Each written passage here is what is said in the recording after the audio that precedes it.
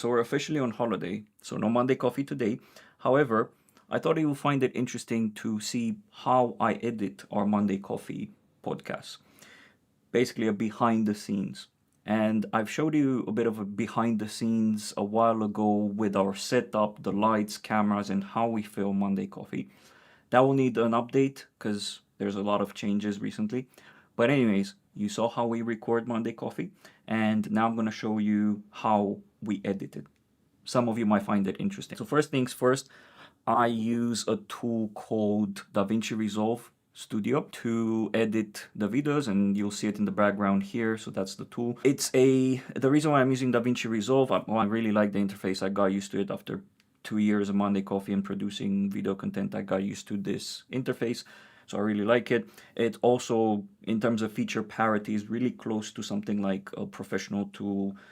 It is a professional tool, but it's close to something like Adobe Premiere Pro. Although this is free, it has a free version and it has a paid version, but the paid version is not a subscription like Adobe Suite. It's a one-off $200 and it's yours. And yeah, I'm using the paid one because it has additional features. Usually there's a lot of preparation in order to start editing, cutting the video, the cameras, and the screen recordings and so on. And I've automated a lot of that. What you see here in front of this is an Electron app that I built, and I built it to integrate with DaVinci Resolve APIs and allow me to automate a lot of the deployment of the project and laying down the cameras on the timeline, laying down the screen recordings and such. So we'll start with this. We'll go through, give it a name. Let's say 19th of December today, 2022. And then what you'll see here that I have a wide cam and a tight cam. So the wide camera is the camera setup of both Nikki and I together, so you can see us on the screen. And then the tight cam is this camera here, basically filming one of us that's sitting on the other chair. And this has been up until now Nikki, and will probably change in the future. Now this is a new setup as well. So let me just go and pick up the camera. So that's the wide cam, and that is the tight cam. Now, bear in mind, I also had to learn how to code Electron apps and how to pick up stuff from your OS and so on. It's just quite a fun, quick project for me. Then screen folder. Now, these are the screen recordings that you see on the side when we present or give an update, news about Atlassian and so on. That screen recording on the side. This is the folder where all of those screen recordings exist. Let's pick it up from here. It's in screens. This is intro thumbs. These are the thumbnails that you see in the summary at the very beginning. And partner thumbs, these are the thumbnails that you see in the newly added partner section at the end. So I have folders for this. As you probably can see, all of the assets are ready before I even deploy the project. So that's an important thing to automate as much as possible. Now, it doesn't change much because anyways, I was creating these assets afterwards, or not afterwards, in the middle of editing and so on. But now I just have a lot more discipline, create everything, the camera recordings, the screen recordings, and the thumbnails up front. I feed it into the automation script, and then I can deploy. Once I hit deploy, you'll see stuff happening here in the background with DaVinci Resolve as it creates the project and deploys everything. So let's see it in action.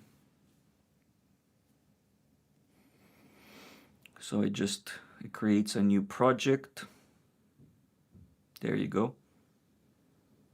You can see it in the background happening. It'll pull it in the foreground in a second.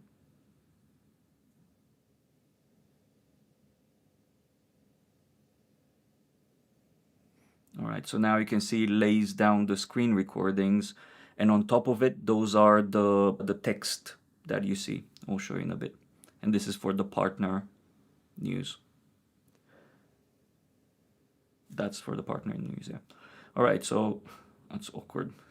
Right, this is where we're taking screenshots. We're also taking screenshots, part of it, at the very end, so I can cut that and take thumbnail screenshots from the actual video to generate the cover of the recording. Anyways, so it created everything, it imported everything, and I'll give you a bit of a look We have timelines folder here in the software, and in timelines you'll see a wide cam timeline, which is this one that I'm currently in. There's a tight cam timeline, which is this one. Then there's snapshots, and this is basically the timeline where I'm going to take snapshots. There's a screen share timeline, and this screen share timeline you will see here. Yeah, my camera is glitching a bit because it doesn't like me using the software and recording in the same time. It consumes a lot of memory. So this is the screen recordings, and you can see here the screen recording and then the title of the screen recording. So all of that is done automatically as well with that app that I built. The way it finds the titles here and lays them down on top is because the screen recordings, they're all named exactly like I want the title on top there. So that's why it basically picks up that file, it reads the file name, and then it creates the title on top. So this helps automate a lot, so I don't need to go in and type the titles every single time. So this is pretty cool. Now, the one thing that I need to do sometimes is reposition these videos in the background here, because they're not always, so we might not be in the exact same position like we were last time or when I've set up this template, right?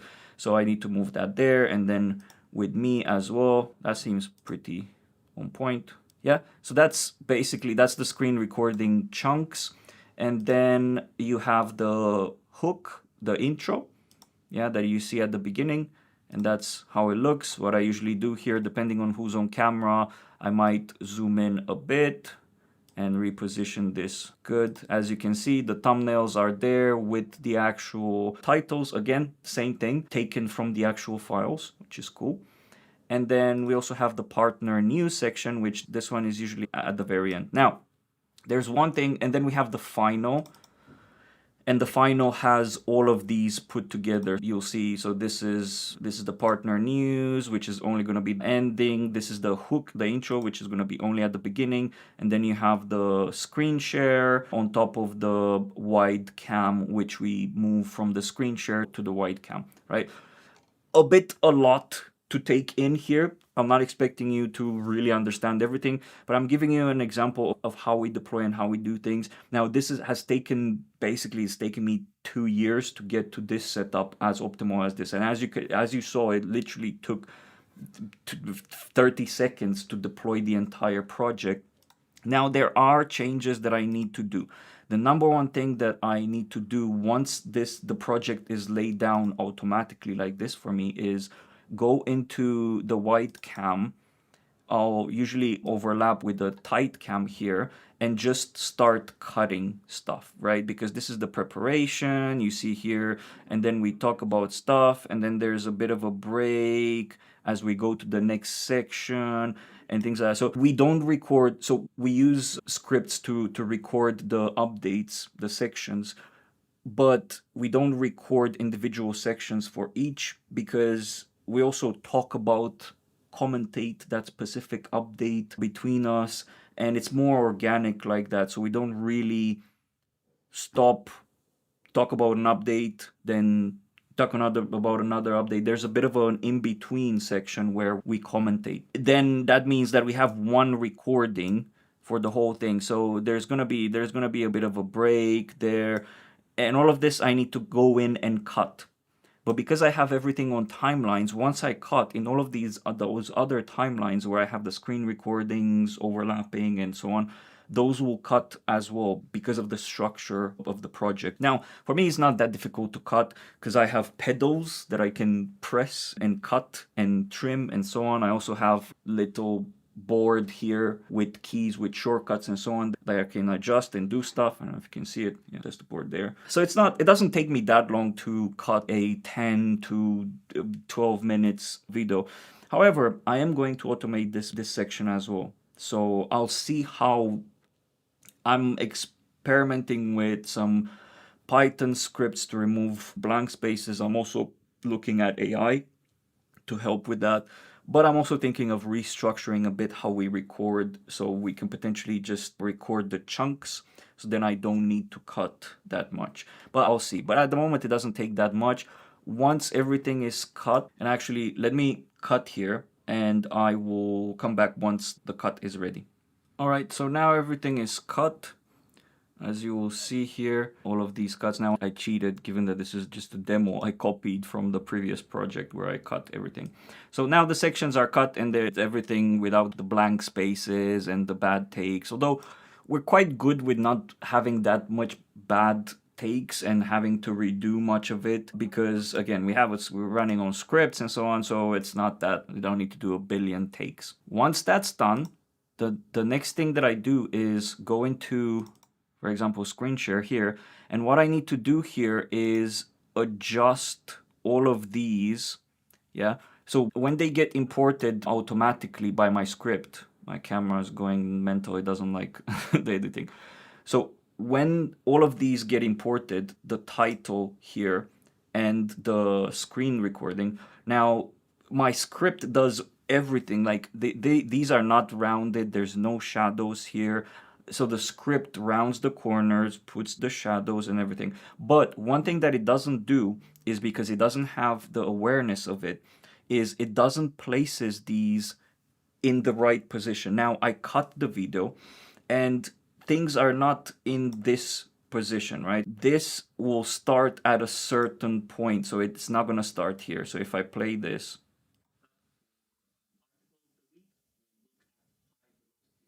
yes, so you can see this here is the intro, the summary intro.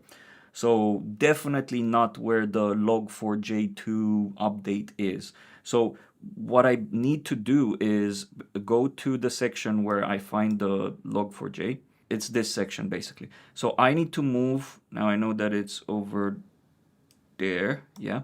So I need to move all of these. Now, even the length is not the actual length. When we record the screen recordings are around a minute and a half, just going around, navigating, doing stuff with the mouse. But it's not 100% the length of it. So even if I move this to start here, I will still need to adjust the rest of them. So I'm going to need to go in and move these a bit and resize this one and so on. So that, I think that's the one thing that's the only remaining thing that takes quite a bit of time to adjust these things. Although it's not rocket science, I can figure out, oh, this is where this section finishes, so I can put this section on and so on. I am, however, in the future going to automate this as well.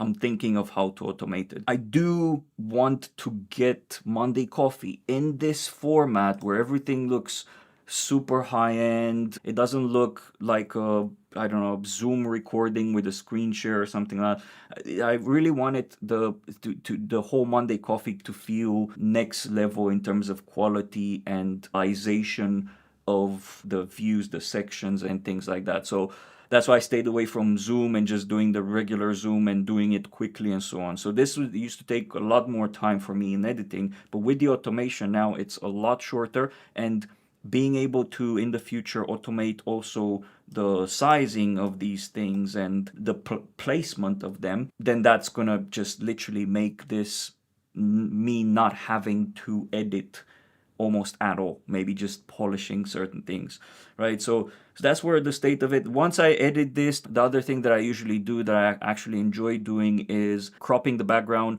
making the subject in the forefront and putting this a bit in background. This doesn't look bad here. As you can see, it's not bad. It doesn't look bad, but I like the Nikki to be a bit overlapping with this so that because she's talking, she's the focal point, and you can also navigate and check these things out here in the same time the screen, and she's not in the background. But again, I think this is a taste, a personal preference thing that I spend a tiny bit of time of doing. Now, I'm using AI for that, so I'm not literally rotoscoping and going and cropping her out and duplicating her and putting a layer on top. I'm using an AI feature for masking. It's very similar to how Canva does background removal, automated background removal and object detection. It's very similar. So it literally takes 2 strokes and then for the AI to process a tiny bit so that it crops her and puts her in front of this. Once that all that is done, I go to the final section here.